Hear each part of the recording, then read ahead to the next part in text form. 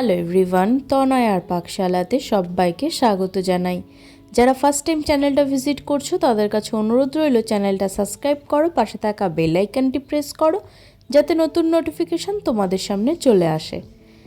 আর আজকে একটা অসাধারণ রেসিপি নিয়ে হাজির হলাম। জানি একটু আনহেলদি, কিন্তু কিছু কিছু আনহেলদি খাবারগুলো আমাদের কাছে ভীষণ প্রিয় হয়। তাই খাসির চর্বি দিয়ে চানা মশলা। এর জন্য দেখো এখানে আমরা নিয়েছি ঘুগনির মটর।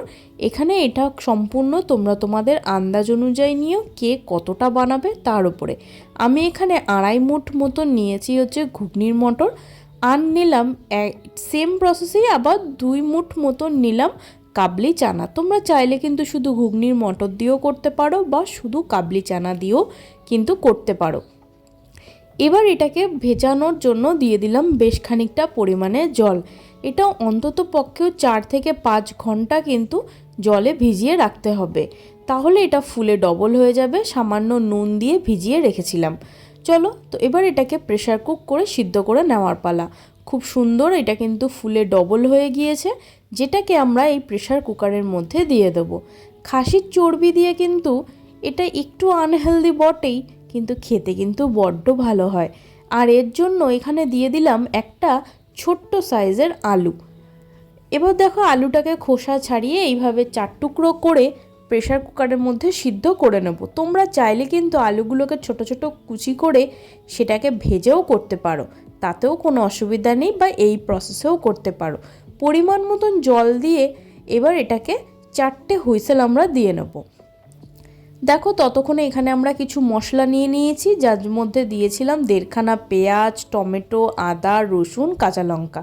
আর এই খাসির চর্বিগুলো নিয়ে রেখেছিলাম, যেগুলো খুব সুন্দর করে ধুয়ে পরিষ্কার করে রাখা রয়েছে। এগুলোকেও ছোটো ছোটো টুকরো করে রাখবো। এখানে খাসির চর্বিগুলো কিন্তু গলবে না, তাই জন্য তোমরা কিন্তু এটা মাথায় রেখো, কিছু খাসির চর্বি আছে যেগুলো তেলে দিলেই একদম মেল্টেড হয়ে যায়, আর এই চর্বিগুলো কিন্তু গলে না। সেটা তোমরা দোকান থেকে একবার নক করে নিও। দেখো তোমাদেরকে হাত দিয়ে একবার ফাটিয়ে দেখিয়ে দিই যে আমাদের কাবলি চানা এবং ঘুগনির মটর কত সুন্দর সেদ্ধ হয়েছে, একদম পারফেক্টলি ডান। এবার একটা কড়াই বসিয়ে নিলাম, যার মধ্যে দিলাম পরিমাণ মতন সর্ষের তেল। এখানে তেলের পরিমাণটা একটু আমরা কম ব্যবহার করব। যেহেতু চর্বি সেহেতু একটু তো তেল সেখান থেকেও রিলিজ করবে, তাই জন্য এখানে তেলের পরিমাণটা আমরা কম দিলাম। তোমরা যদি বেশি দিতে চাও দিতে পারো। তেল খুব সুন্দর গরম হয়ে গিয়েছে। তোমরা প্রথমেই বললাম চাইলে আলুগুলোকে ভেজে নিতে পারো, আমি আর ভাজলাম না। দিয়েছিলাম একটা তেজপাতা, যেটা সুন্দর গন্ধ ছাড়লে। এখানে কোনো গোটা গরম মশলা আমি ইউজ করছি না। সেই বেটে রাখা মশলা যেগুলোর মধ্যে ছিল আদা, রসুন, পেঁয়াজ, টমেটো, সমস্ত মশলাটা এর মধ্যে দিয়ে দিলাম।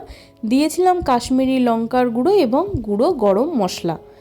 এটাকে দিয়ে খুব ভালো করে কষাবো। দিয়েছিলাম ঝালের জন্য সামান্য একটু জিরের গুঁড়ো আর লঙ্কার গুঁড়ো দিয়ে কিন্তু খুব ভালো করে আমাদের মশলাটাকে কষিয়ে নিতে হবে।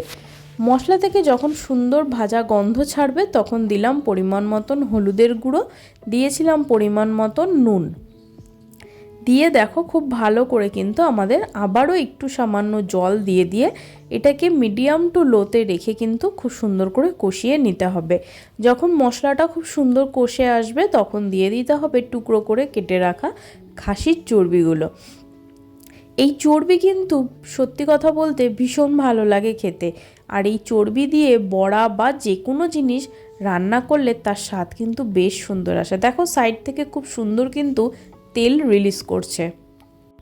আবারও খুব ভালো করে এইভাবে নাড়িয়ে চাড়িয়ে একটু ঢাকা চাপা দিয়ে নেভা আছে কিছুক্ষণের জন্য কষিয়ে নেব। দেখো কত সুন্দর তেল ছেড়েছে, যার জন্যই আমরা কিন্তু প্রথমেই তেলের পরিমাণটা একটু কম দিয়েছি, খুব বেশি ব্যবহার করিনি। মশলা আমাদের খুব সুন্দর ভাজা হয়ে গিয়েছে এবং তোমরা আশা করি দেখে বুঝতে পারছো চর্বিগুলো গলেছে, কিন্তু একদম দলা দলাই আছে। এর থেকে বেশি কিন্তু এই চর্বিগুলো আর গলবে না। দেখো সেই কেটে সিদ্ধ করে রেখেছিলাম যে আলুগুলো, সেগুলোকেও এর মধ্যে দিয়ে দিলাম। দিয়ে আবারও একটু ভালো করে ভাজা ভাজা করে নেব। এবার এই যে আমরা চানা আর ঘুগনির মটরটা সিদ্ধ করে রেখেছিলাম সেটাকে এর মধ্যে অ্যাড করে দিলাম। দিয়ে কিন্তু এর মধ্যে আমরা এক্সট্রা কোনো জল দেব না। তোমরা যদি একটু পাতলা খেতে চাও তাহলে কিন্তু একটু জল ইউজ করতে পারো। দিয়েছিলাম কাসুরি মেথি আর দিয়েছি সামান্য একটুখানি চিনি, জাস্ট ব্যালেন্স করার জন্য। দিয়ে আবারও ভালো করে নাড়িয়ে নেব। এটা আমরা একটু ঘন এবং গাঢ় খেতেই ভীষণ পছন্দ করি। তোমরা যদি মনে করো একটু পাতলা খেতে চাও তাহলে কিন্তু এখানে তোমরা গরম জল ইউজ করতে পারো। কাঁচা লঙ্কা দিয়ে 15 মিনিট মতন ফুটিয়ে নিয়ে নামিয়ে নিচ্ছি এই চর্বি দিয়ে চানা মশলা। দেখো চর্বিগুলো কিন্তু খুব স্পষ্ট বোঝা যাচ্ছে এবং আর এর থেকে বেশি আর গলবেই না। ওপর থেকে ছড়িয়ে দিলাম কিছুটা কাসুরি মেথি। রুটি, লুচি, পরোটার সাথে ট্রাই করতেই পারো, ভীষণ ভালো লাগে খেতে। তোমরা কিন্তু জিরা রাইস দিয়েও একবার ট্রাই করো। ভালো লাগলে অবশ্যই কমেন্ট সেকশানে জানাও, আর একবার চট করে এইভাবে বানিয়ে খেয়ে দেখো তোমাদের কেমন লাগলো। ধন্যবাদ, দেখা হচ্ছে আরেকটা ভিডিওতে।